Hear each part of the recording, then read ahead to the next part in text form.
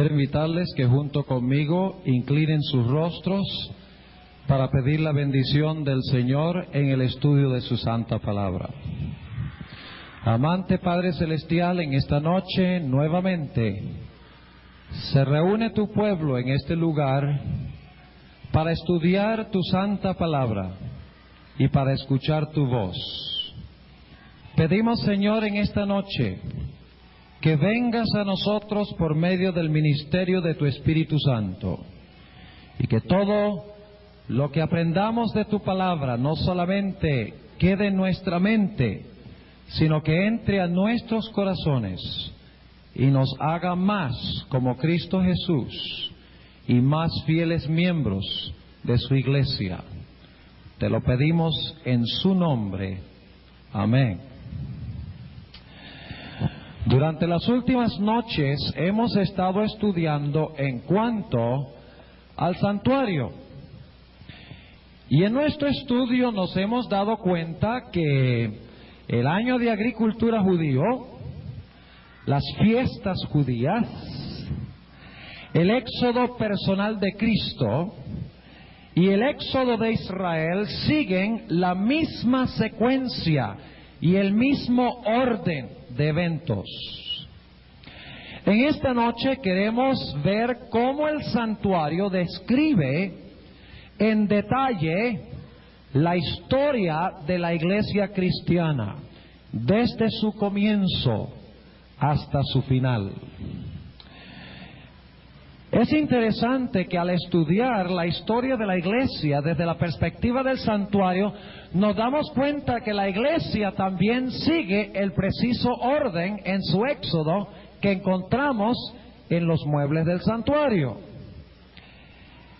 Ahora, ustedes recuerdan que hemos estado comenzando cada noche en qué estación del año. Hemos estado empezando en el otoño. Así que yo creo que un buen lugar donde empezar para hablar del éxodo o de la historia de la iglesia cristiana sería en el otoño. Así que volvamos a Génesis, el capítulo 22 y el versículo 18. Génesis, el capítulo 22 y el versículo 18.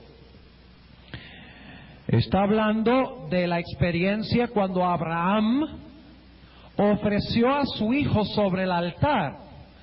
Ahora sabemos que Isaac no murió, murió en figura, porque dice en Hebreos el capítulo 11 que Abraham lo recibió de entre los muertos en figura. Es decir, es una ilustración de la muerte y la resurrección de Cristo. Y también es una ilustración de que nosotros debemos morir, pero hay un sustituto en nuestro lugar. Ahora, en este contexto encontramos el versículo de Génesis 22, 18. Ya lo hemos leído. Antes de leer Génesis 22, 18, sin embargo, permítame decirles que en Génesis 22, Abraham es un símbolo de Dios el Padre. E Isaac es un símbolo de su hijo, Jesús. Y ustedes dirán, ¿cómo sabemos nosotros eso? Bueno, hay varias razones por las cuales lo sabemos. En primer lugar, ustedes notan que en la historia, el que carga el cuchillo y el fuego, ¿quién es? Abraham el padre. Mientras que el que carga la leña y es colocado sobre la leña, ¿quién fue? Isaac. Y la Biblia nos dice explícitamente que Isaac fue colocado encima de la leña. ¿Sobre qué fue colocado Cristo Jesús? Fue colocado sobre una cruz. ¿Y de qué estaba hecha esa cruz? De madera. O sea que tenemos en el símbolo del altar, la madera, tenemos un símbolo de la cruz donde fue colocado Cristo Jesús. Pero los instrumentos del castigo estaban en manos ¿de quién? De Abraham, de Dios el Padre. Y si ustedes leen Isaías 53, ustedes encontrarán en el versículo 4 al 7, donde dice que Jesús fue azotado y afligido ¿por quién? Por su padre, por causa de los pecados de la raza humana. Ahora, en ese contexto, queremos leer Génesis 22 y el versículo 18. Hay otros motivos por los cuales sabemos que Isaac representa a Cristo. Entre ellos encontramos que Isaac resucita el tercer día. ¿No es verdad? Sí, nótelo en el versículo 4. Isaac resucita el tercer día. La agonía de Abraham y de Isaac, especialmente de Abraham, dura 3 días. De la misma manera, el Señor Jesucristo agonizó, empezando el jueves en la noche, en el Getsemaní, y duró en el sepulcro, según dice la Biblia, por un periodo ¿de qué? Un periodo de 3 días. Además, la Biblia llama a Isaac el único hijo de Abraham, en Génesis 22. Y todos sabemos que Abraham tenía otro hijo, se llamaba Ismael. Pero Isaac era el hijo unigénito de Abraham, el hijo especial, único en su género. Y luego encontramos que cuando Dios manda a Abraham a sacrificar a su hijo, dice, tu hijo a quien amas. Y cuando Jesús se bautizó, el Padre dijo, este es mi hijo amado, en quien tengo gran contentamiento. Podríamos predicar un sermón completo sobre Génesis 22, una prefiguración preciosa de la muerte y la resurrección de Cristo. Pero ese no es el punto que quiero enfatizar esta noche. Génesis 22 y el versículo 18. Ustedes recuerdan en el éxodo de Israel y la relación con el santuario, que la simiente se sembró en el otoño con el nacimiento ¿de quién? De Isaac como la simiente. Ahora vamos a leer Génesis 22 y el versículo 18, donde dice Dios a Abraham. Y vamos a leer el versículo 16 al 18. Y dijo, por mí mismo he jurado, dice Jehová, que por cuanto has hecho esto y no me has rehusado tu hijo, tu único, bendiciéndote bendeciré, y multiplicando multiplicaré tu simiente, como las estrellas del cielo y como la arena que está a la orilla del mar. Y tu simiente poseerá las puertas de sus enemigos. Y noten el versículo 18. En tu simiente serán benditas todas las gentes de la tierra, por cuanto obedeciste mi voz. ¿Quién fue la simiente literal de Abraham? Isaac. Y ustedes dirán, bueno, ¿por qué empezamos aquí? ¿Acaso no vamos a hablar del éxodo de la iglesia cristiana? Claro que sí. Pero ahora vamos a ver quién es la verdadera simiente que fue sembrada. Se encuentra en el libro de Gálatas. Gálatas, capítulo 3. Gálatas, el capítulo 3. Y vamos a leer el versículo 16 y luego vamos a leer el versículo 29. Gálatas 3 y el versículo 16. Vamos a ver quién era la verdadera simiente, la verdadera semilla. Dice en Gálatas 3 y el versículo 16, a Abraham fueron hechas las promesas y a su simiente. No dice, y a las simientes como de muchos, sino como de uno, y a tu simiente, la cual es Cristo. ¿Cuál era la simiente de Abraham en realidad? Era Isaac históricamente. Pero la verdadera simiente hacia el cual apuntaba Isaac era ¿quién? Cristo Jesús. Ahora yo quiero preguntarles algo. Como resultado del nacimiento de Isaac, luego nació ¿quién? Jacob. ¿Y qué tuvo Jacob? 12 hijos que llegaron a formar las 12 tribus de Israel, que luego se convirtieron en una gigantesca muchedumbre, el pueblo escogido de Dios en el monte Sinaí. ¿Están entendiendo? Ahora, ¿qué diríamos del Nuevo Testamento? Abraham representa a Dios el Padre. Cuando vino el cumplimiento del tiempo, el Padre, ¿qué hizo? Introdujo al mundo su ¿qué? Su simiente, la verdadera simiente, como Abraham introdujo al mundo a Isaac. Y como de Isaac se desprendieron las 12 tribus de Israel, que trajeron una gigantesca nación, es decir, se sembró la semilla en Isaac para las 12 tribus y una grande nación que Dios cosechó en el monte Sinaí. De la misma forma, Cristo Jesús escogió 12 apóstoles.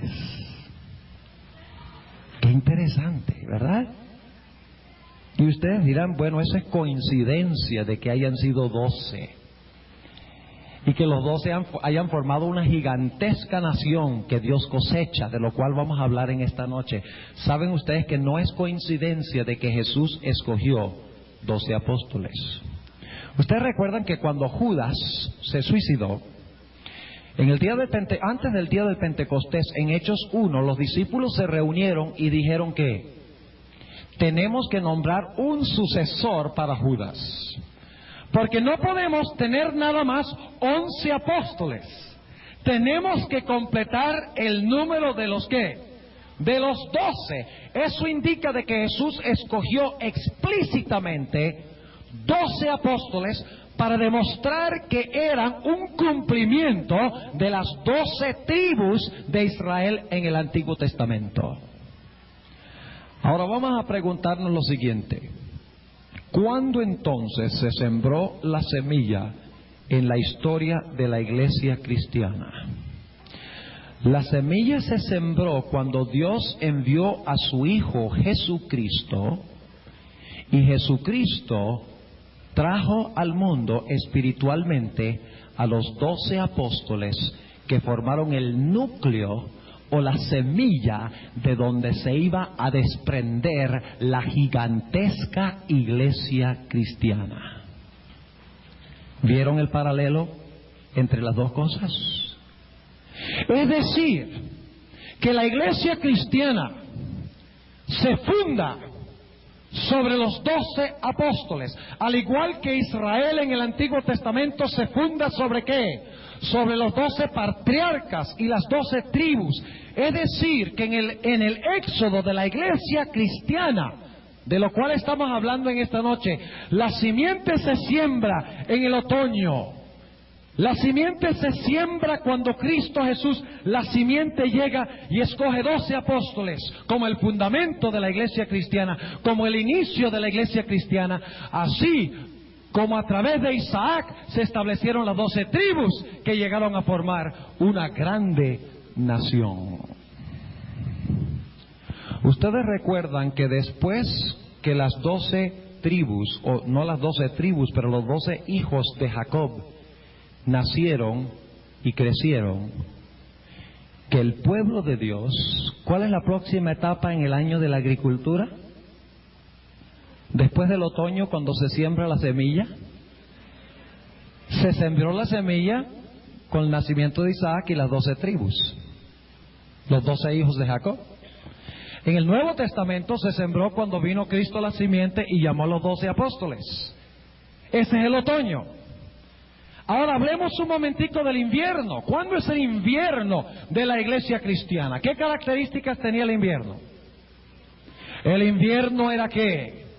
Oscuro, frío, infértil. Y ustedes recuerdan en el éxodo de Israel de Egipto que se dio una profecía exacta de tiempo que ellos iban a pasar cautivos al poder del dragón. Y leímos en Éxodo 12, 40 y 41 de que esa profecía de tiempo que decía cuánto tiempo iban ellos a pasar en Egipto oprimidos, bajo tinieblas, se cumplió el mismo día que terminaron los 400 años profetizados en Génesis, el capítulo 15 y el versículo 16. Ahora yo quiero preguntar, en la historia de la iglesia cristiana, después que se sembró la semilla, después que Cristo vino enviado por su Padre, después que Cristo llamó a los 12 apóstoles, ¿qué sucedió con la iglesia cristiana? Yo veo a algunos sonriendo, pero no oigo ninguna respuesta. ¿Qué sucedió con la iglesia cristiana? ¿Qué pasó con Israel cuando fueron a Egipto? ¿Cayeron en qué? En servidumbre, y perdieron en gran medida ¿qué? La verdad de Dios. Perdieron la práctica y en gran medida el conocimiento del sábado. Llegaron a creer en la inmortalidad del alma. Llegaron a adorar imágenes de dioses. Inclusive llegaron a concebir posiblemente de que Faraón era un dios, el dios Sol. Es decir, que la verdad de Dios fue pisoteada y el pueblo de Dios perdió la verdad y cayó en tinieblas, cayó en error. Y como resultado que vino sobre el pueblo, servidumbre, esclavitud, oscuridad. Ahora vayamos al cumplimiento. Después que los 12 apóstoles formaron el fundamento, el núcleo o la simiente de la iglesia, para lo que iba a ser finalmente en el cielo una multitud de salvos que nadie podía contar. Después que los apóstoles murieron, ¿qué sucedió? La iglesia cristiana empezó a perder ¿qué? La verdad de Dios. Entró a la iglesia la doctrina de la inmortalidad del alma. Entró a la iglesia la idea de que los sacerdotes que debían representar al pueblo eran seres humanos, como en Egipto. Llegó el concepto de que no importa lo que comamos y bebamos, y ese problema lo tuvo Israel en Egipto también, porque después cuando salieron al desierto no vivían sino pensando de las ollitas de Egipto. Perdieron, la iglesia perdió en gran medida el conocimiento del qué, del sábado y de la ley de Jehová. Y como resultado, la iglesia cristiana cayó en un cautiverio terrible.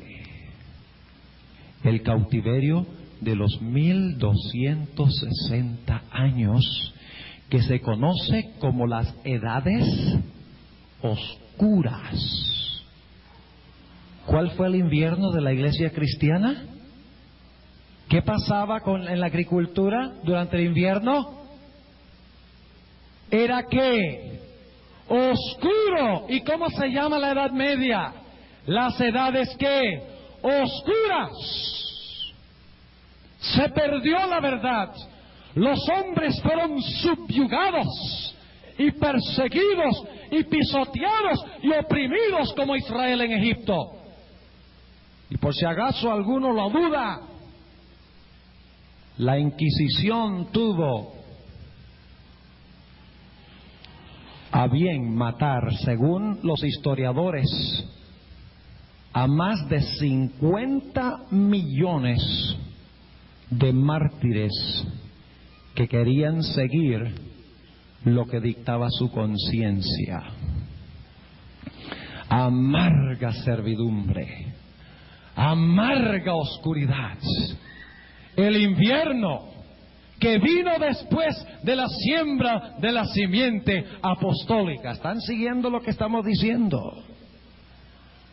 Ahora, había una profecía de tiempo con Israel que decía la fecha exacta cuando se iba a terminar la servidumbre, que decía exactamente cuántos años iba a durar la servidumbre de Israel bajo el poder de Egipto. Había una profecía de tiempo que decía cuánto tiempo iba a durar el periodo de oscurantismo y la esclavitud de la iglesia cristiana. Vamos a leerlo en el libro de Apocalipsis. Apocalipsis. Y esto se menciona varias veces y se usan tres términos para referirse a este periodo. Se le llama los 1260 días, se le llama los 42 meses y también se le llama tiempo, tiempos y la mitad de un tiempo. Una profecía de tiempo donde Dios decía: por 1260 años mi iglesia será pisoteada, mi iglesia será perseguida, mi iglesia será esclavizada. El invierno de la iglesia cristiana, la oscuridad de la iglesia cristiana, las edades oscuras. Apocalipsis, el capítulo 12 y el versículo 13. Y cuando vio el dragón que él había sido arrojado a la tierra, persiguió ¿a quién? A la mujer que había parido al hijo varón. ¿Y a dónde huye la mujer? ¿A dónde huyó Israel cuando Faraón trató de recuperarlos? Al desierto. ¿Y Faraón se le llama el gran qué? ¿Y a Faraón se le llama qué? Vaya coincidencia. En la Biblia no hay coincidencias. Y luego noten lo que dice: ¿cuánto tiempo iba a durar esta persecución? Había una profecía de tiempo, como los 400 años que iban a pasar en Egipto. Dice aquí en el versículo 14: y fueron dadas a la mujer 2 alas de grande águila, para que de la presencia de la serpiente volase, ¿dónde? Al desierto. Y si ustedes desean pueden leer Deuteronomio, el capítulo 32 y el versículo 11, y dice que Dios, cuando Israel salió de Egipto, dice Dios que los tomó en alas de águila y los sacó de Egipto para llevarlos a la tierra de Canaán. Hasta en eso hay un paralelo. Y dice: fueron dadas a la mujer 2 alas de grande águila. El águila representa salvación. Para que de la presencia de la serpiente volase al desierto, a su lugar donde es que mantenida por un tiempo y tiempos y la mitad de un tiempo. Ahora, los que son adventistas saben cuánto significa ese tiempo. Un tiempo es un año, 2 tiempos, 2 años. Y medio tiempo, medio año, 3 años y medio. Pero como en las profecías, un año literal significa ¿qué? Significa un día simbólico o un año simbólico. Entonces lo que hacemos es tomar 360 días, y si tuviéramos tiempo les comprobaría que el año bíblico tiene 360 días, pero no tenemos tiempo, porque algunos dicen: bueno, pero el año tiene 365, no tiene 360. No tenemos tiempo en esta noche de comprobar de que el mes bíblico tiene 30 días y el año bíblico tiene 360, pero si alguno quiere quedarse después un par de minutos, podemos leer los versículos y demostrarles que en la Biblia el mes tiene 30 días y el año tiene 360 días. 3 años y medio. ¿Cuántos días son 3 años y medio? 360 más 360 más 360 más ¿cuánto? ¿Cuánto es la mitad de 360? 180. ¿Cuánto da? 1200 ¿qué? 60 días. Pero como en las profecías un día equivale a un ¿qué? A un año. ¿Cuántos años son que la iglesia iba a permanecer en el desierto perseguida por el dragón? 1260 días. Y usted dice: bueno, pero ¿qué significa eso? Vamos a leer el versículo 6 de Apocalipsis 12. Ahí se refiere de una forma distinta. Dice, y la mujer huyó al desierto, donde tiene lugar aparejado de Dios, para que allí la mantengan 1260 días. Ahí está la segunda expresión. Y la tercera se encuentra en Apocalipsis 11, y el capítulo 13 de Apocalipsis, el versículo 5.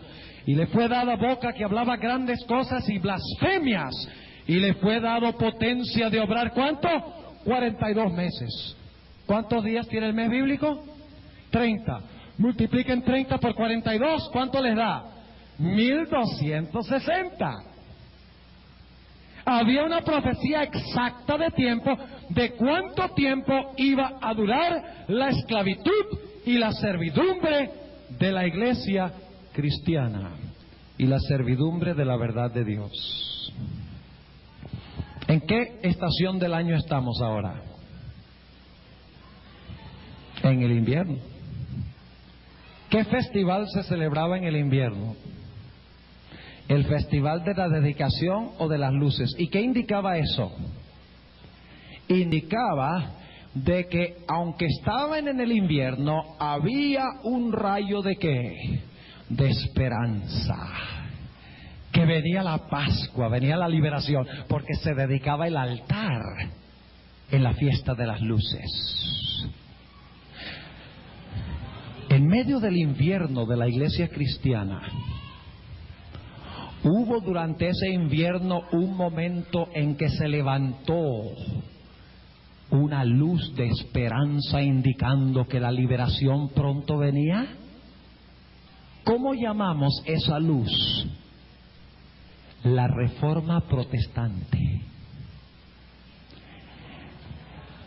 Y noten lo que dice con respecto a eso, y eso es durante el invierno de la iglesia, porque Martín Lutero se levantó en 1517 y trajo una luz gloriosa, y trajo ánimo espiritual, y trajo esperanza a muchos de que venían mejores días, la opresión se iba a acabar, la verdad de Dios se iba a restituir nuevamente.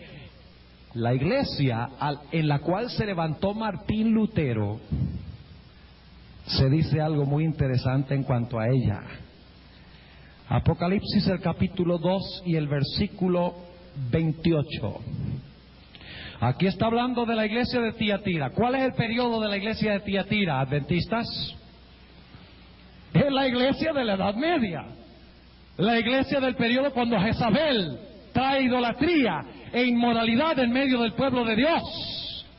Tiatira es 538 a 1798. ¿Y qué le da Dios a la iglesia de Tiatira? Le da un rayo de esperanza. Noten el versículo 28.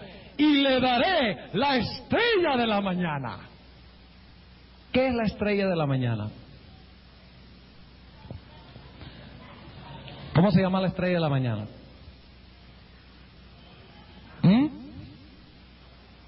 Oh, esa es la aplicación, Wycliffe,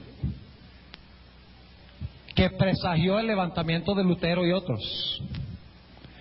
Pero ¿qué distingue a la estrella de la mañana? Si ustedes se levantan bien temprano, en la mañana ustedes encontrarán que cuando tal vez no en la ciudad porque hay muchas luces, pero si estuvieran en el campo ustedes se darían cuenta que hay una estrella que es la última en desaparecer en la mañana. Esa es la estrella de la mañana. Y lo que indica esa estrella es que pronto, cuando se ve esa luz sola en la oscuridad, es una indicación de que pronto viene ¿qué? La mañana. Por eso se le llama la estrella de la ¿qué? La estrella de la mañana. Hubo un levantamiento de esperanza en la iglesia de Tiatira en el invierno de servidumbre, ¿sí o no? Claro que sí.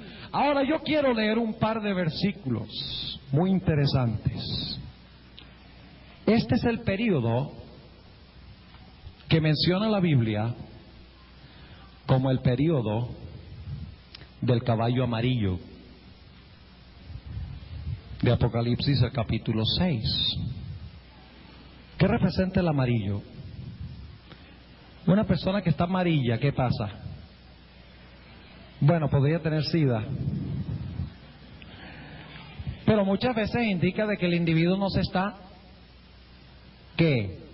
Alimentando bien. Claro que sí. En el invierno había productos agrícolas, había cosecha. No había nada que se cosechara. Y por esa razón se describe este periodo con el cuarto caballo, al igual que Tiatira, la cuarta iglesia, como el periodo cuando había escasez ¿de qué? De pan. ¿Y qué representa el pan? La verdad, la palabra de Dios. Es decir, que durante la Edad Media había muy poca palabra de Dios, porque la iglesia prohibía leerla. Inclusive la iglesia la conservó en el idioma latín para que nadie pudiera leerla, y si conseguían a alguien leyéndola, era castigado por la Inquisición. Esto es histórico. Es el periodo del invierno cuando no se produce pan. Después de que la iglesia había estado esclava desde el año 538, años y años, Dios levantó a Wycliffe, y luego la luz se volvió más fuerte con Lutero, Calvino, Zwinglio, y finalmente vino la primavera de la iglesia. ¿Entienden el cuadro que estamos pintando? Ahora, ¿cuál era el siguiente festival judío? ¿Cuál era el primer festival del año oficialmente? La Pascua. ¿De acuerdo? ¿Era la Pascua, sí o no? Claro que sí. Ahora vamos a preguntarnos, ¿cuándo es la Pascua de la iglesia cristiana? Vamos a Apocalipsis, el capítulo 11. Apocalipsis, el capítulo 11 y el versículo 3. Apocalipsis 11:3, y no se distraigan ni por un instante, porque acá vamos a hablar de algo que es extraordinario. Vamos a hablar de la Pascua de la iglesia cristiana. ¿Qué pasaba en la Pascua? El cordero ¿qué? Moría. Y cuando el cordero moría, ¿qué pasaba con el dragón que había oprimido al pueblo de Dios? ¿Era qué? Era vencido, era muerto, era sepultado en las aguas airadas del Mar Rojo. ¿Recuerdan? No olviden eso. Las aguas airadas del Mar Rojo se tragaron al dragón y se tragaron a los seguidores del dragón, ¿verdad? Cuando murió el cordero, el resultado fue la liberación del pueblo de Dios, pero también el resultado era la muerte del dragón y los poderes de opresión. Ahora vamos a Apocalipsis 11, versículo 3. Y daré a mis 2 testigos, y ellos profetizarán por 1260 días, vestidos de sacos. ¿Qué representa vestidos de sacos? ¿Qué es la palabra? Lámpara es a mis pies tu palabra y lumbrera mi camino.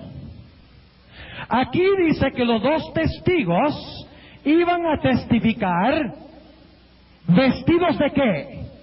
De sacos. Ahora, ¿qué representan estos 2 testigos? Son los mismos 2 candeleros. Son los mismos 2 árboles de oliva. Son la misma cosa. Lo único es que se están tratando de enfatizar 3 cosas. Los árboles de oliva dan el aceite. El aceite cae en los candeleros. Y los candeleros dan testimonio. ¿Cuántos entienden lo que estoy diciendo? ¿Entienden? Por eso vamos a encontrar que se dice, estos son los 2 testigos, estos son los 2 candeleros, estas son las 2 olivas. Y algunos dicen, bueno, ¿qué son al fin y al cabo? ¿Son candeleros, son olivas o son testigos? Son las 3 cosas. Porque el aceite de oliva cae al candelero, y el candelero da ¿qué cosa? Y el candelero da su luz. Pero los dos testigos aparentemente no están dando mucha luz, porque están vestidos ¿de qué? De sacos, están de luto. ¿Y de qué color es el luto? Negro. ¿Y de qué color es la noche? Negro. ¿Estamos en el invierno, sí o no? Durante los 1260 días. Hay evidencia tras evidencia de que estamos hablando del periodo de esclavitud. Es el invierno o la oscuridad. Pero ahora sigamos leyendo. Dicho sea de paso, si ustedes quieren saber que estos dos testigos representan la Biblia, pueden leer por ejemplo Juan 5:39, donde Jesús dice: escudriñad las Escrituras, porque a vosotros os parece que en ellas tenéis la vida eterna, y ellas son las que dan testimonio de mí. ¿Qué da testimonio de Jesús? La Biblia. Y algunos dirán: sí, pero ese es solamente el Antiguo Testamento. Bueno, también dice en el Evangelio según San Juan algo en cuanto al Nuevo Testamento. Vamos a anotarlo en el Evangelio según San Juan. El Evangelio según San Juan, el capítulo 21 y el versículo 23. Y vamos a ver que el Nuevo Testamento también da testimonio. El Antiguo da testimonio y el Nuevo da testimonio. ¿Testimonio de quién? De Cristo. Dice en el versículo 23: salió entonces este dicho entre los hermanos, que aquel discípulo no había de morir. Mas Jesús no le dijo: no morirá, sino si quiero que él quede hasta que yo venga. ¿Qué a ti? Este es aquel discípulo, está hablando el apóstol San Juan, este es aquel discípulo que da ¿qué? Testimonio de estas cosas. ¿Y qué más? Y escribió estas cosas, y sabemos que su testimonio es verdadero. El Nuevo Testamento también da testimonio. Por eso son dos testigos, el Antiguo y el Nuevo Testamento. Y por si acaso alguno todavía se pregunta, recuerden que la espada tiene dos filos. Y la espada representa ¿qué? La palabra de Dios. Efesios 6:17. La espada del Espíritu es la palabra de Dios. Pero la espada tiene dos filos, el Antiguo y el Nuevo Testamento. ¿Quiénes son los dos testigos entonces? ¿Qué pasó durante el invierno, los 1260 años? ¿Profetizó de qué? ¿De luto? ¿En oscuridad? ¿No había pan? ¿Qué es la Biblia? ¿La Biblia es pan, sí o no? ¡Claro! No solo de pan vivirá el hombre, sino de toda palabra que sale de la boca de Dios. El pan representa la Biblia. Y durante este periodo escasea el pan y hay una abundancia ¿de qué? De oscuridad. El mayor enemigo que tenemos es el reloj. Porque hay tanto que se podría decir de esto. Pero volvamos a Apocalipsis. Y seguimos hablando de los testigos. ¿Y qué son los testigos? A ver, ¿qué son los testigos? La Biblia. ¿Y qué es la Biblia? La palabra de Dios. Un momentico. ¿Jesús no es el que es la palabra de Dios? ¿Jesús no es la palabra de Dios?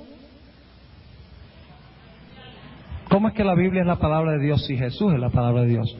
¿De quién da testimonio la Biblia? Jesús es la palabra de Dios en persona. La Biblia es la palabra de Dios escrita. Lo cual significa que el que rechaza la palabra de Dios escrita está rechazando ¿a quién? Eso es serio. Ahora sigamos. Vamos al versículo 3 nuevamente. Y daré a mis dos testigos y ellos profetizarán por 1260 días vestidos de sacos. Estas son las dos olivas y los dos candeleros que están delante del Dios de la tierra. Y si alguno les quisiere dañar, sale fuego de la boca de ellos y devora a sus enemigos. Y si alguno les quisiere hacer daño, es necesario que él así sea muerto. Ahora noten el versículo 6. Estos tienen potestad ¿de qué? De cerrar el cielo para que no llueva en los días de su profecía. Y noten la segunda parte del versículo. Tienen poder para que no caiga ¿qué? Lluvia. ¿Y qué representa la lluvia? El Espíritu Santo. ¿Cuánto valor tiene la Biblia sin el Espíritu Santo? El mismo valor que tiene un candelero sin aceite.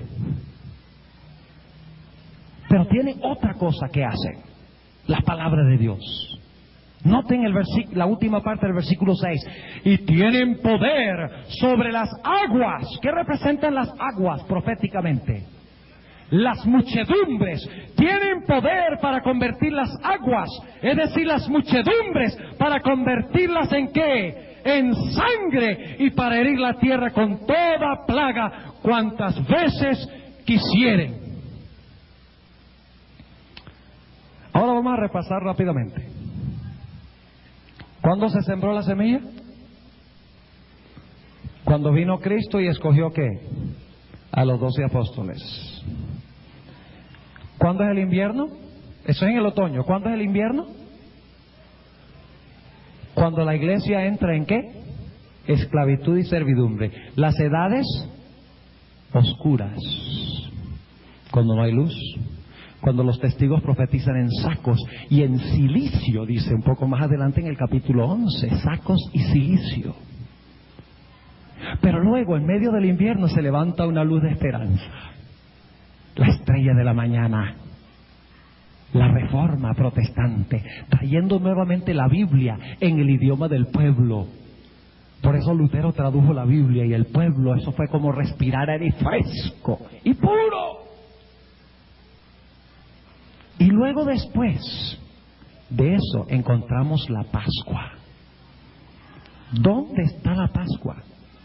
Ustedes notan que los dos testigos tienen poder para convertir las aguas ¿en qué? En sangre. Vamos a leer un poquito más adelante en este capítulo. Versículo 7. Escuchen bien. ¿Qué son los dos testigos? La Biblia. Y la Biblia es Cristo en forma ¿qué? Escrita. Fíjense, un detalle muy interesante. Yo estoy aquí en persona, pero Dios tiene otro yo escrito en los libros en el cielo. Y Cristo, que está en persona en el cielo, tiene un libro que habla de él en la tierra. Donde yo no estoy literalmente, estoy escrito en un libro espiritualmente.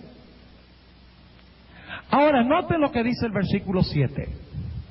Y cuando ellos hubieren acabado su testimonio, o cuando estén acabando su testimonio, ¿testimonio cuándo? ¿Vestidos de qué? De sacos. La bestia que sube del abismo hará guerra contra ellos y los vencerá y los matará. ¿Qué iba a pasar con los dos testigos? Cuando se iba acabando el periodo de servidumbre de los 1260 años, ¿qué iba a pasar con la Biblia? Iba a ser muerta.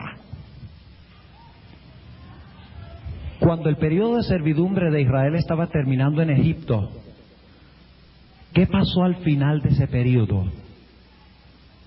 El Cordero fue ¿qué? Muerto. ¿Y qué representa el Cordero?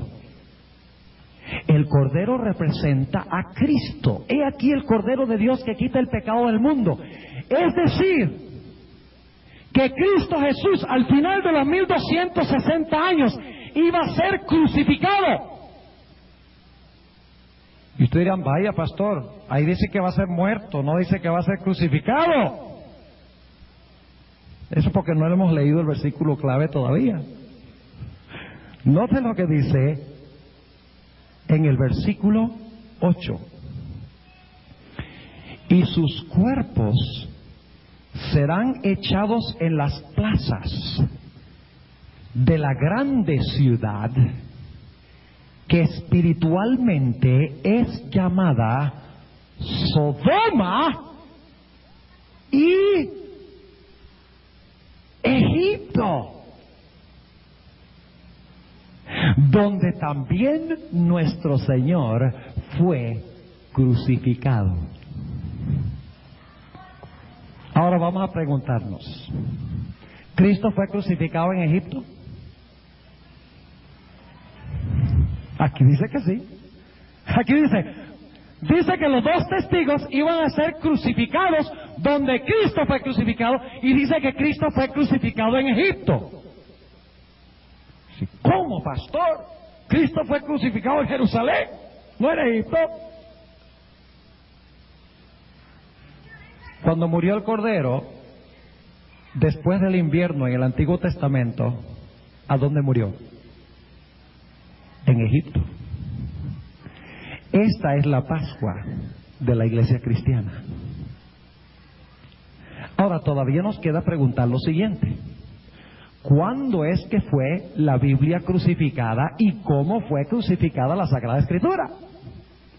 ¿Y por qué dice que en Egipto? Si fue crucificado Jesús en Jerusalén. La respuesta es sencilla. En primer lugar, en el Antiguo Testamento, el Cordero que representaba a Cristo murió ¿dónde? En Egipto, después del invierno.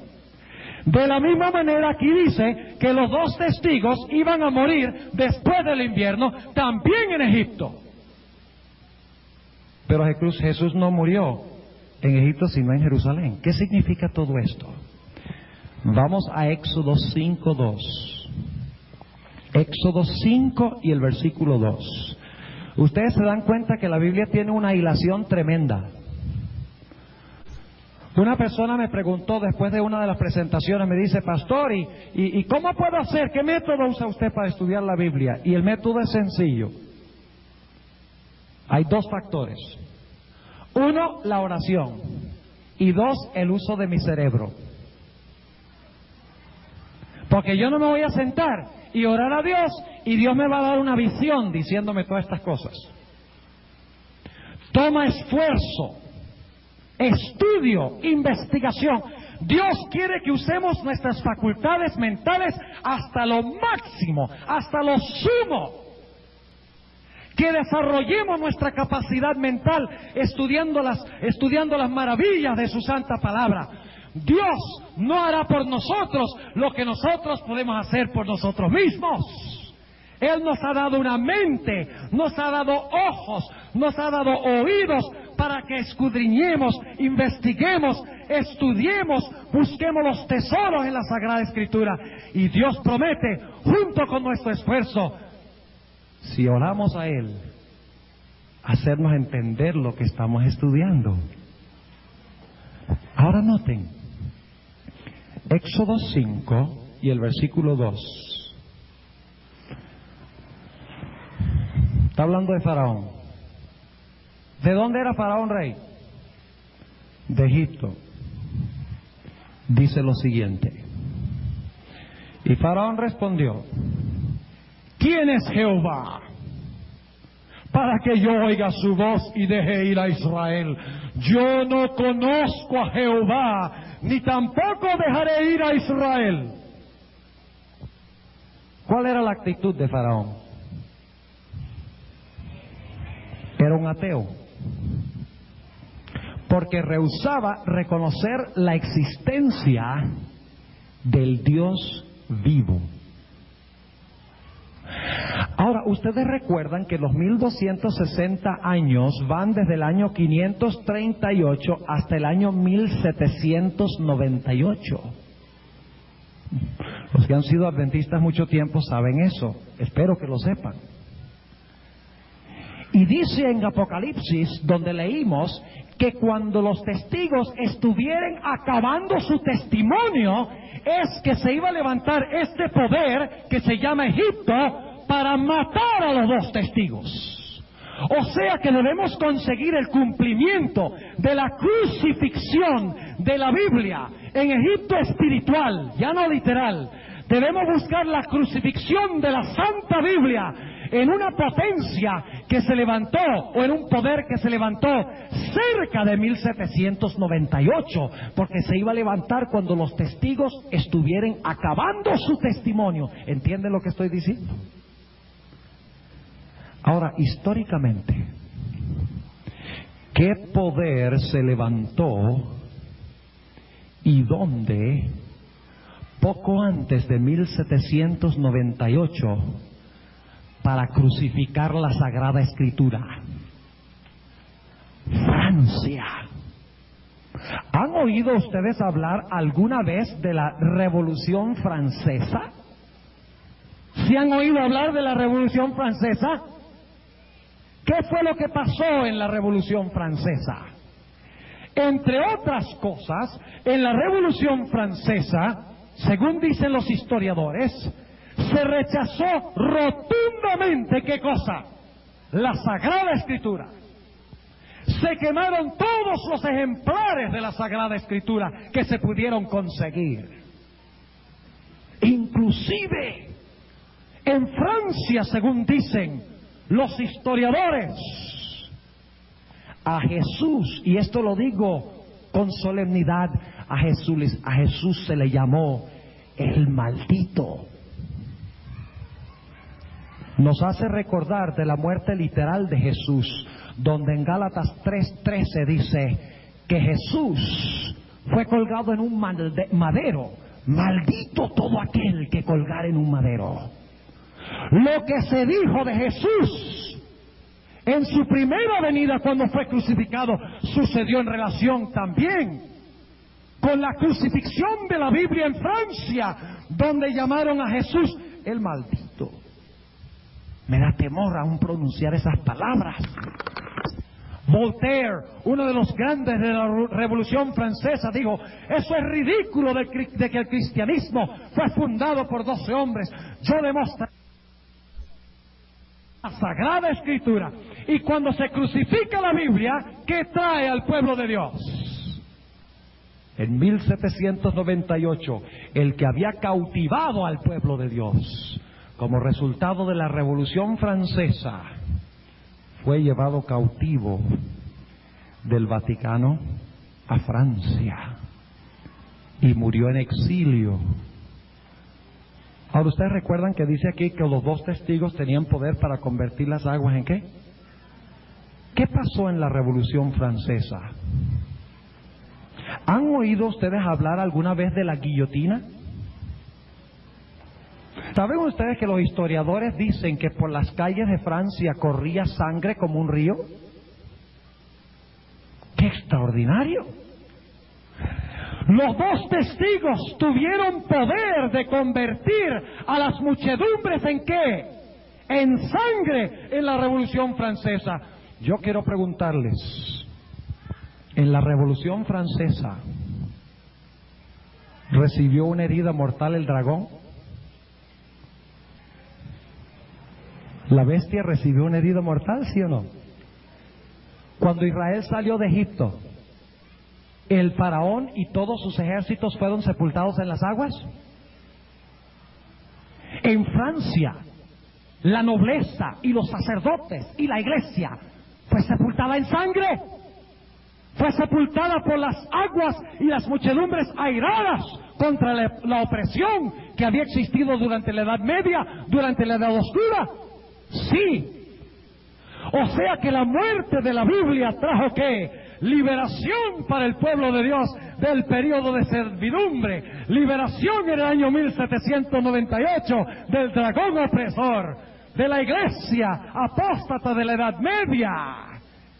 Trajo muerte a ese sistema que los había cautivado, como trajo muerte en las aguas del Mar Rojo.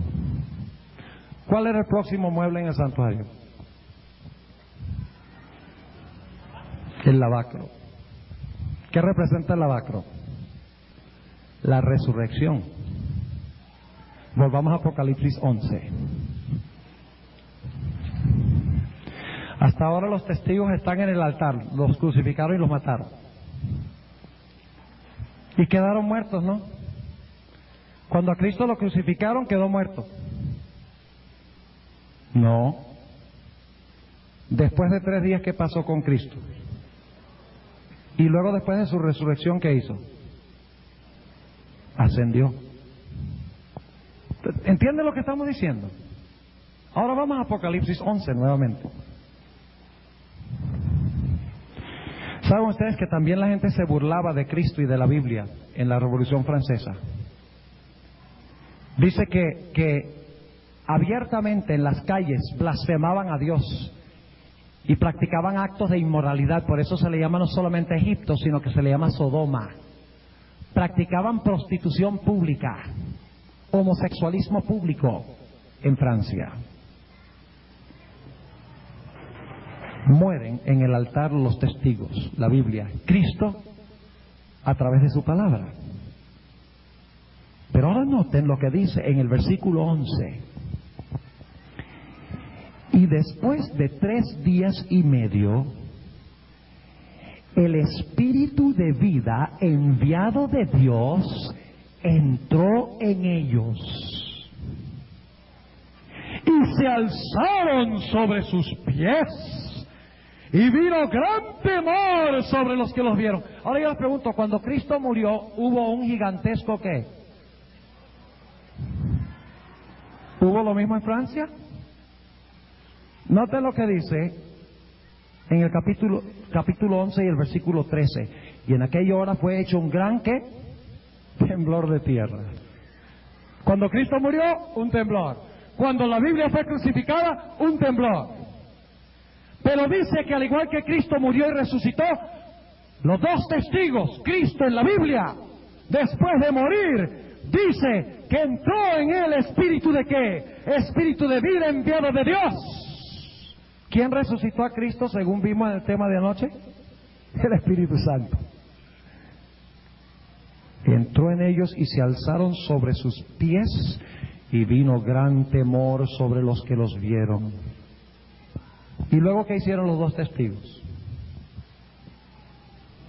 Ascendieron al cielo. ¿Qué hizo Cristo después de que Él murió y resucitó? Ascendió al cielo a comenzar su ministerio, ¿dónde? En el lugar santo. Ahora noten lo que dice aquí en el versículo 12. Y oyeron una grande voz del cielo que les decía: subid acá. Y subieron al cielo en una nube. ¿Cómo subió Jesús cuando fue al cielo? Según Hechos el capítulo 1. Subió en una nube, según dice esto. ¡Qué extraordinario! Cómo la historia de la iglesia cristiana sigue el orden exacto y perfecto del santuario. Pero solamente hemos llegado ni a la mitad del tema. Y ya se acabó mucho más que la mitad del tiempo. Pero sigamos rápidamente. Poco después que Israel salió de Egipto, según Éxodo 15, 22 al 25, llegaron a un lugar que se llamaba ¿qué? Mara. ¿A dónde llegaron los israelitas después de salir de Egipto? Después que murió el Cordero, después de ser sepultados en el agua y resucitar como una nueva nación en el lavacro. ¿Qué fue lo que pasó? ¿Llegaron a dónde? A Mara. ¿Y qué pasó en Mara? En la distancia vieron ¿qué? Agua. Llevaban 3 días sin tomar agua. Ahora imagínense ustedes.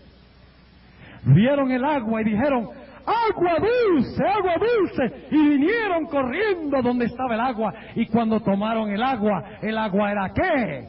Amarga. ¡Qué tremendo chasco!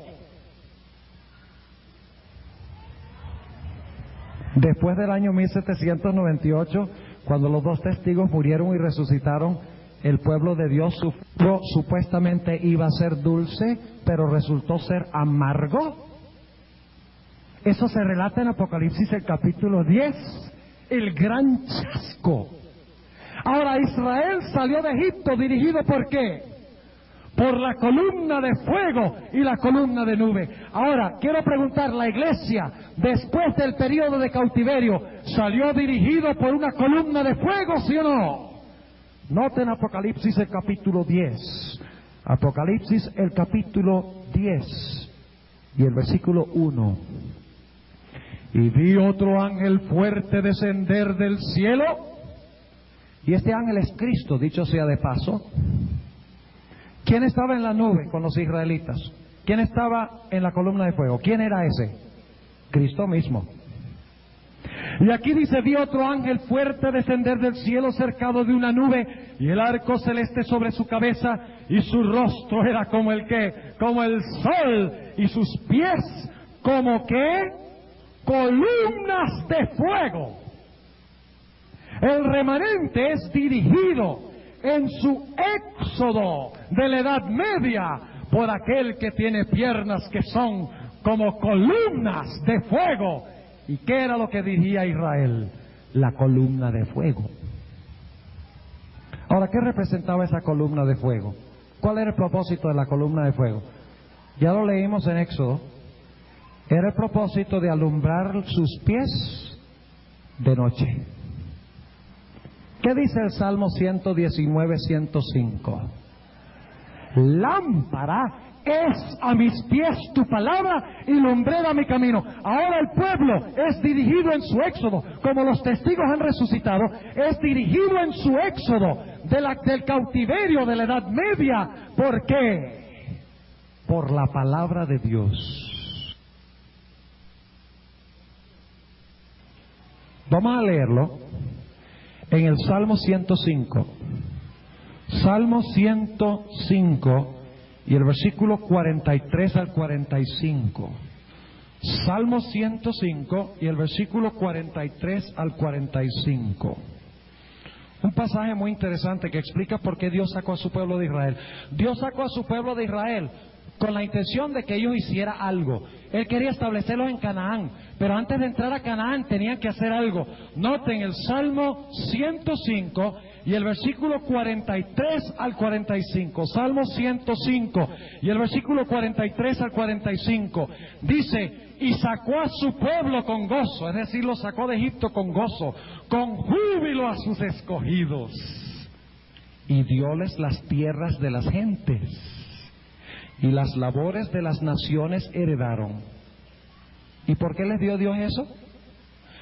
Para que guardasen sus estatutos y observasen sus leyes. ¡Aleluya! Hoy hay muchas iglesias que les gusta decir ¡aleluya! Pero según esto, Dios sacó a su pueblo de Egipto y los llevó a Canaán para que guardaran su ley. ¡Aleluya! No es posible decir aleluya sin guardar la santa ley de Jehová. Fueron sacados por la columna de fuego que alumbraba sus pies, que era la palabra de Dios, pero más específicamente la santa ley. Y ese texto que leímos del Salmo 119, 105, lámpara es a mis pies tu palabra y lumbrera mi camino, viene de un salmo que es un himno en honor a la santa ley de Jehová. Ahora tenemos que avanzar más rápidamente. ¿Cuál es el próximo festival? Las trompetas, ¿verdad? No. ¿Cuál es el próximo festival? El Pentecostés. ¿Y qué pasó en el Pentecostés? ¿Qué pasó en el Pentecostés? ¿Recuerdan? Israel, que había sido sacado de servidumbre, fue oficialmente incorporado como el pueblo escogido de Dios. Recuerdan que leímos eso en Éxodo 19, 5 y 6. Ahí se hizo el pacto y Dios dijo: este es mi pueblo y yo soy su ¿qué? Y yo soy su Dios. El Pentecostés. Cuando el pueblo de Dios, en el cumplimiento, salió del cautiverio de Egipto espiritual, cuando salió del cautiverio del periodo de los 1260 años, ¿a dónde los llevó Jehová? ¿Cómo se llamó el pueblo que formó Dios, que salió del cautiverio? Estamos hablando ahora no del Antiguo Testamento, sino en la aplicación. Poco después de terminar el cautiverio, Dios escogió a un pueblo y lo incorporó como su pueblo especial, ¿sí o no? ¿Cómo se llama ese pueblo? La Iglesia Adventista. ¿Saben ustedes en qué fecha se fundó la Iglesia Adventista? En 1844. Ahora yo quiero preguntarles algo. Escuchen bien lo que voy a decir. ¿Cuándo se fundó la nación de Israel? En el año 1000, ¿qué? 1445, cuando llegaron al Sinaí. Ellos llegaron a ser el pueblo de Dios en el Sinaí. Antes de eso no habían sido el pueblo, ¿verdad? No. Durante el periodo de apostasía, cuando fueron esclavos en Egipto, ¿eran el pueblo de Dios? ¿Sí o no? Cuando los patriarcas tenían la verdad plena de Dios, ¿eran el pueblo de Dios? ¿Israel?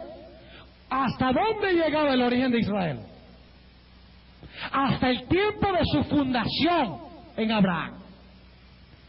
La iglesia adventista del séptimo día, en 1844, que Dios sacó del cautiverio para proclamar su ley, que los sacó de la Edad Media, de las edades oscuras, fue restablecida en 1844, pero su origen es un origen ¿qué?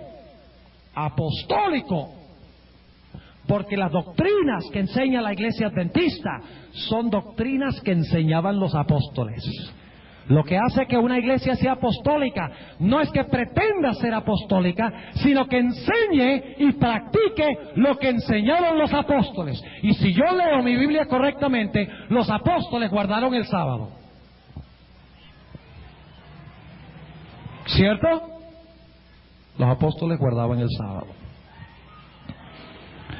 Ahora, ¿qué hubo en el Sinaí?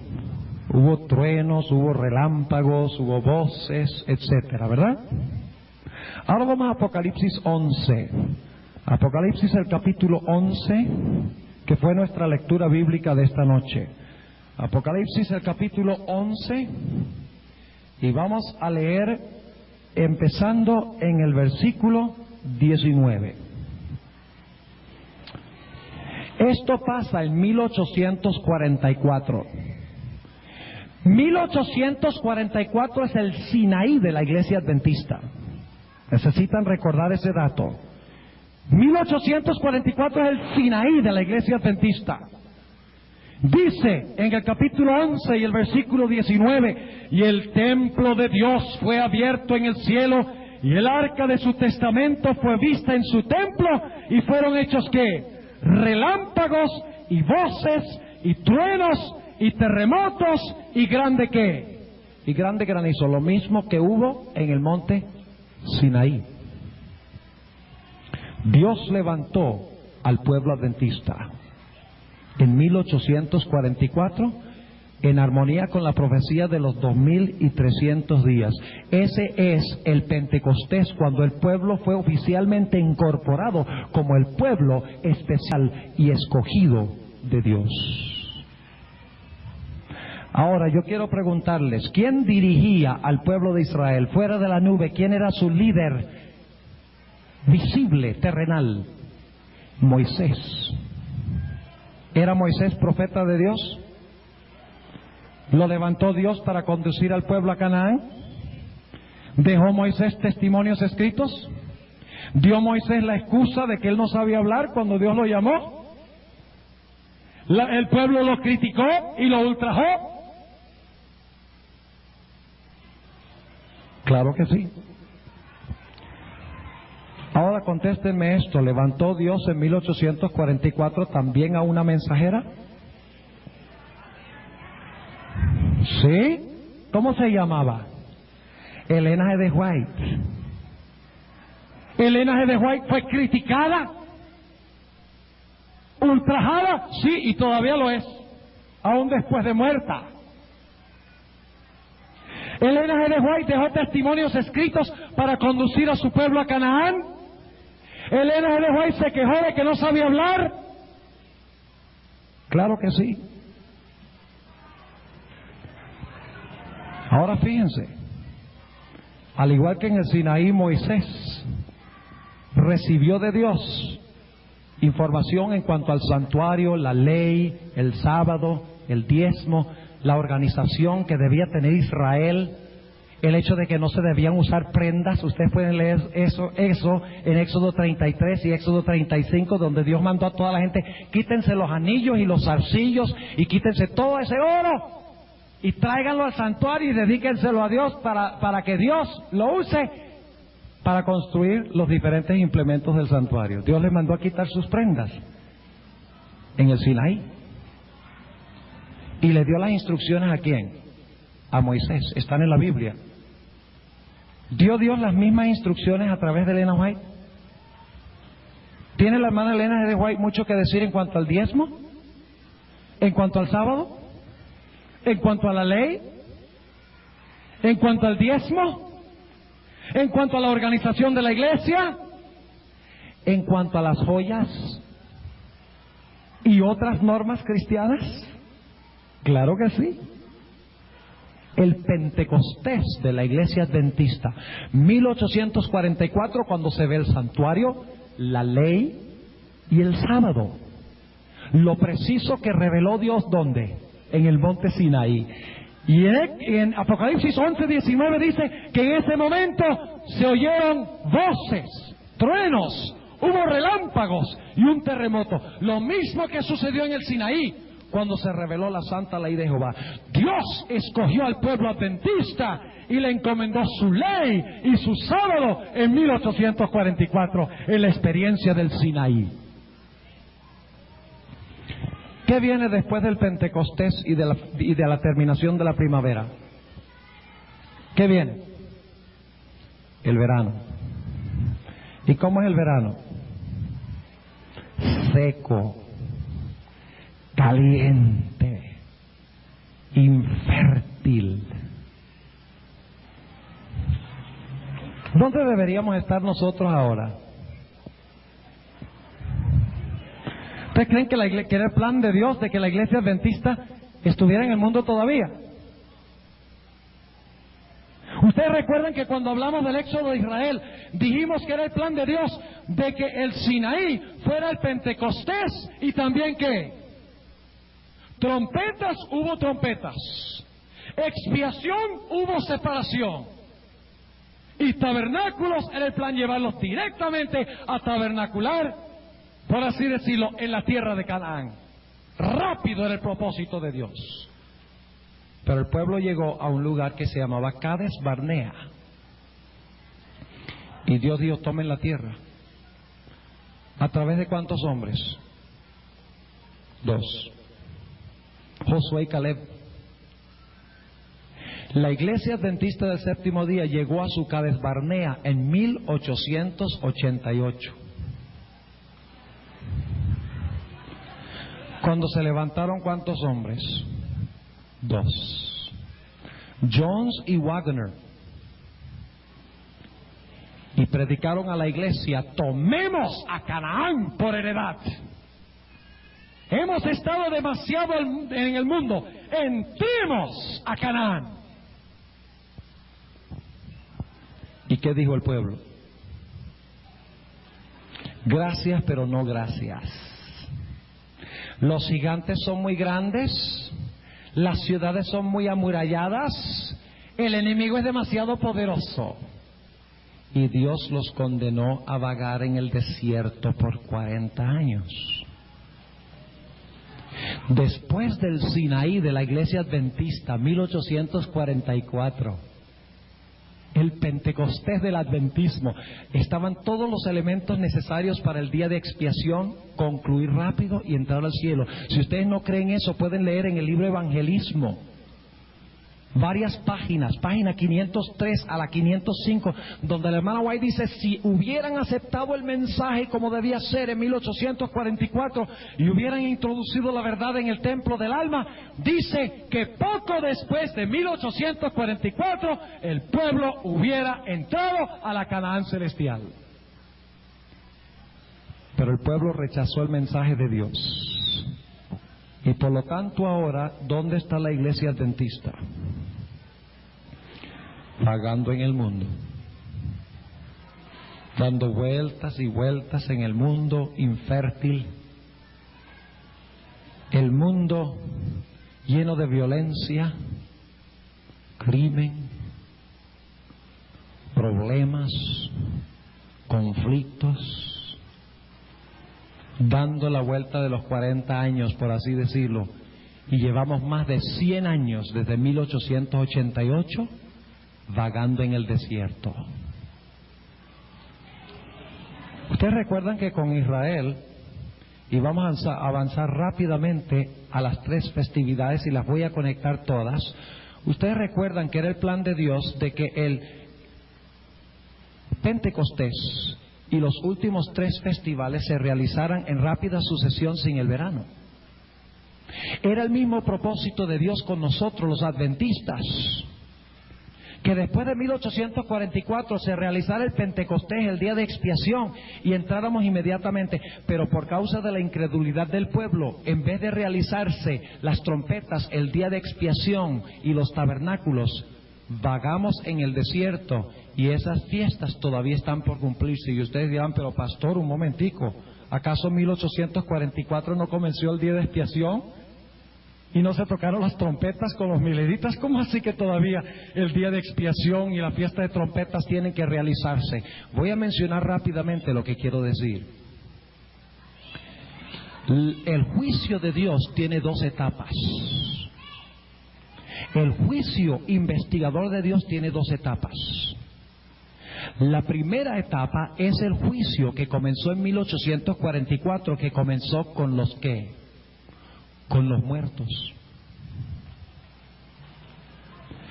Pero dice la sierva de Dios que cerca del tiempo cuando se cierre la puerta de la gracia, Cristo empezará el juicio ¿de qué?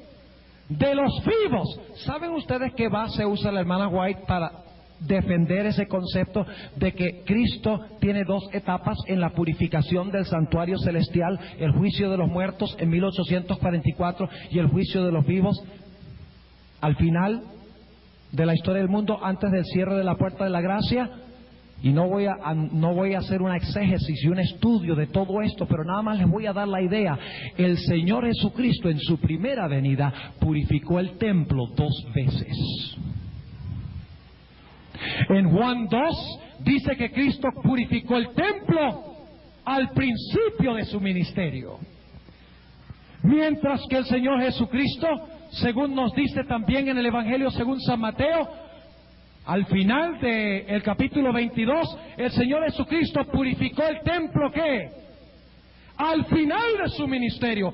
Y ella dice, de la misma manera, Cristo en su ministerio celestial comenzó el juicio de los muertos en 1844, pero nuevamente se proclamarán las trompetas anunciando que está por empezar el juicio de los vivos. ¿Ustedes recuerdan los mileritas cuando tocaron las trompetas, anunciaron los mensajes de los 3 ángeles? Hubo el fuerte clamor de medianoche que se dio en el verano de 1844, anunciando, el esposo viene, preparaos para recibirle. Ese era el fuerte clamor de la parábola de Mateo 25, anunciando de que Cristo iba a venir en 1844, que no vino a la tierra, sino que vino a su ¿qué? A su templo, en el santuario celestial, al lugar santísimo. Pero yo les pregunto, ¿habrá otro fuerte clamor de medianoche? ¿Cómo se llama? El fuerte clamor del 4º ángel. ¿Y qué va a anunciar el fuerte clamor del 4º ángel? Va a anunciar que se está iniciando ¿qué cosa? El juicio de los vivos. El fuerte clamor del 4º ángel, cuando muchedumbres escucharán el mensaje con poder y entrarán a la iglesia remanente de Dios. Es el mismo festival de trompetas, anunciando que el juicio de los vivos está próximo a comenzar, o que está comenzando. Y que está por concluir, no el juicio de los muertos que comenzó en 1844, sino que está por empezar y concluir la fase final, el juicio de los vivos. Y cuando termine el día de expiación, el juicio de los vivos, la separación de los buenos de los malos, las uvas de la mies, el trigo de la cizaña, los árboles que producen fruto y los árboles que no producen fruto. Cuando termine eso, el juicio de los muertos que empezó en 1844, el juicio de los vivos poco antes de cerrarse la puerta de la gracia, cuando Cristo haya realizado la purificación en sus 2 etapas, concluirá el día de expiación. ¿Y luego qué sucederá? ¿Cuándo se celebrará la fiesta de tabernáculos? La fiesta de tabernáculos se celebrará ¿dónde? En el cielo, como leímos anoche. El pueblo de Dios dice que tenía palmas en sus manos. ¿Y Dios tenderá su qué sobre ellos? Su tabernáculo o su pabellón sobre ellos. El pueblo de Dios pasará 1000 años en el cielo en su vivienda temporaria, provisional. Es decir, que el pueblo de Dios, después que haya sido cosechado en el día de la expiación, como la mies de Dios, será llevado al granero de Dios. ¿Saben ustedes qué celebraba la fiesta de tabernáculos? El fin de la cosecha, se había reunido toda la cosecha y el pueblo celebraba en gozo, dándole gracias a Dios por las bendiciones de la cosecha. ¿Qué harán los hijos de Dios cuando lleguen al cielo en el festival de tabernáculos? Pueden leerlo en Apocalipsis. Dice que cantarán de gozo porque ellos han sido cosechados como el trigo de Dios. Y luego, después de los 1000 años, ¿qué sucederá? Ustedes saben que en el festival de tabernáculos todos los israelitas, los varones, tenían que ir ¿a dónde? A Jerusalén, de sus hogares. Y luego hacían tabernáculos de ramas de árboles y de flores y toda clase de plantas. Hacían tabernáculos en las colinas y habitaban allí durante un periodo de 7 días. Y había una celebración especial también el 8º día. Y después de que ellos habían celebrado el festival, volvían ¿dónde? A sus hogares. El pueblo de Dios irá ¿a dónde? Durante el 7º milenio. No estoy poniendo fecha para la segunda venida. Al cielo. ¿Cuántos días duraba el festival de tabernáculos? 7 días. Pero luego, ¿qué sucederá después de eso? El pueblo de Dios regresará a donde ellos vivían antes. Y Dios hará una tierra nueva. Y el pueblo de Dios celebrará el 8º día del festival de tabernáculos, que era el día más solemne y especial y lleno de gozo del festival de tabernáculos. Yo no sé de ustedes, pero yo anhelo ese día. Lo anhelo. Estoy cansado de este mundo. No quiero volver a Cali el próximo año. Al menos que estemos aquí en la tierra, ¿no?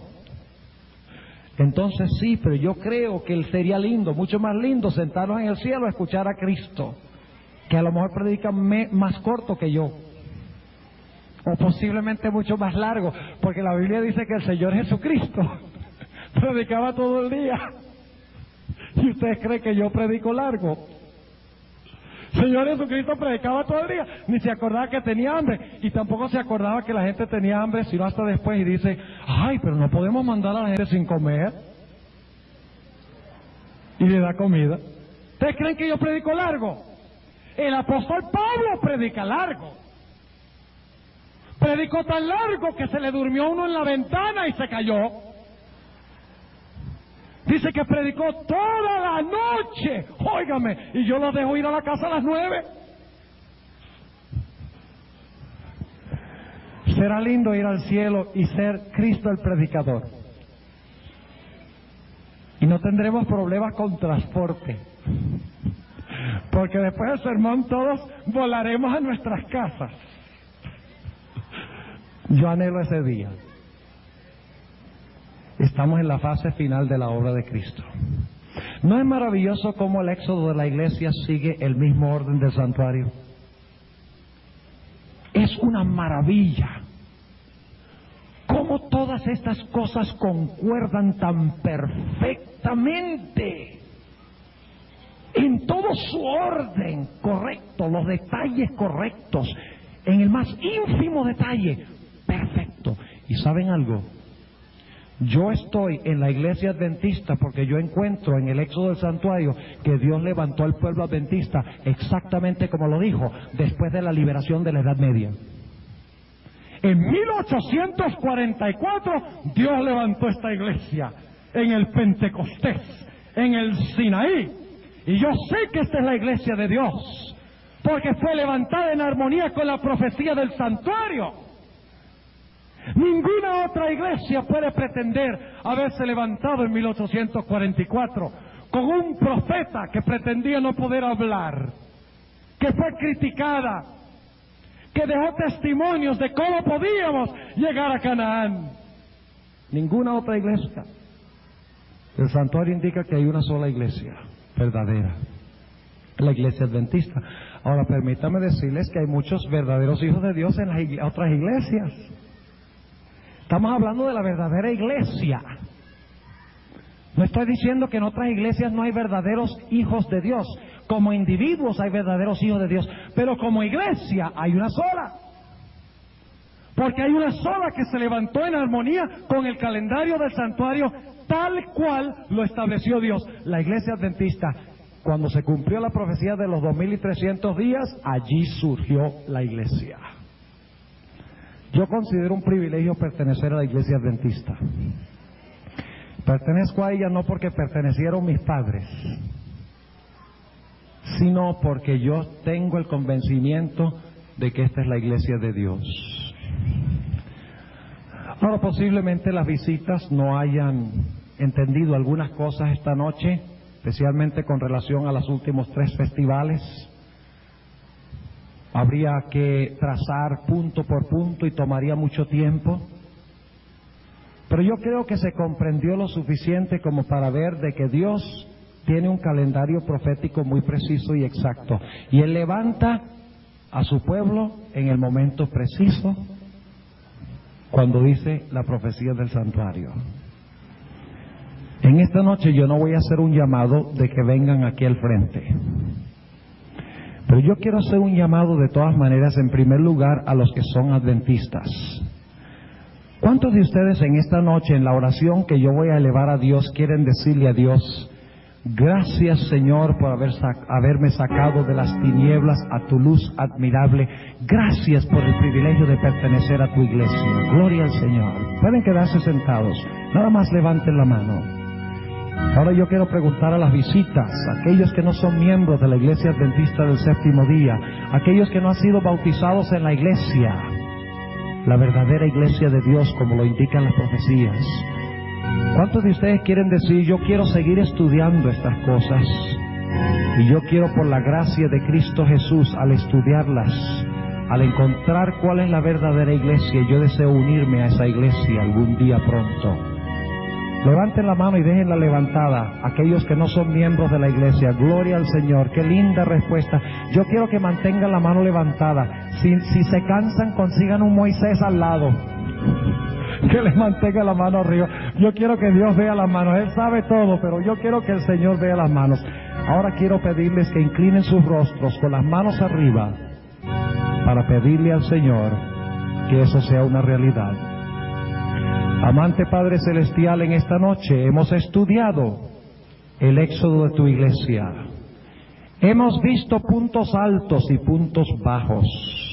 Hemos visto su invierno. Estamos ahora en el verano, pero sabemos que todo funciona en perfecta armonía con tu calendario y que estamos cerca del fin de la historia del mundo y que pronto tu iglesia irá a pasar la eternidad contigo. Te doy gracias en esta noche por los hermanos y hermanas de la iglesia que han expresado una reconsagración y una gratitud a ti por pertenecer a tu iglesia.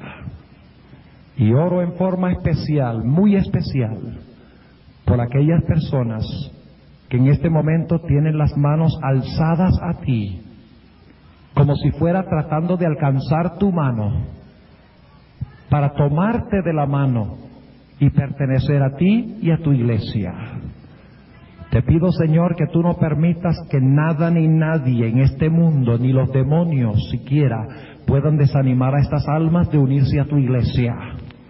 Dales valentía, de oponerse a Satanás, a los demonios, al mundo, si es necesario a la familia, a los amigos, a los compañeros de trabajo, y decir: es menester que yo obedezca a Dios antes que a los hombres. Gracias, Señor, por contestar esta petición.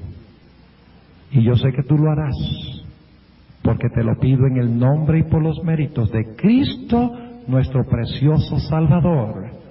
Amén.